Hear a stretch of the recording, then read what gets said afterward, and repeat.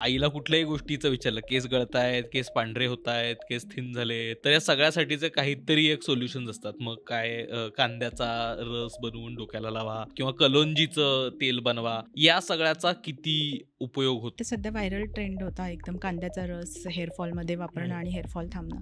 तर कांद्याच्या रसमध्ये सल्फर असतो आणि सल्फरची प्रॉपर्टी काय आहे की तो चांगला एक्सफोलिएटिंग एजंट आहे. जर तुम्हाला डॅन्ड्रफ आहे केसांमध्ये तर तिथे थोडाफार तो बिकॉज इट एक्सफोलिएट्स प्रॉपरली तुमचा स्कॅल्प छान क्लीन करतो. तर डॅन्ड्रफमुळे होणारा जर हेअरफॉल असेल तर थोडाफार प्रमाणात तिथे त्याचा उपयोग होऊ शकतो. पण बाकी ह्या सगळ्या तेलांचा हेअर ग्रोथसाठी काहीही उपयोग नाही आहे. आणि आणखीन एक सांगितलं मग कलोंजीचा हे किंवा कढीपत्त्याचं तेल बनवून केसांचे रंग दुरुस्त करण्यासाठीचा वापर आणि रोजमेरी एक.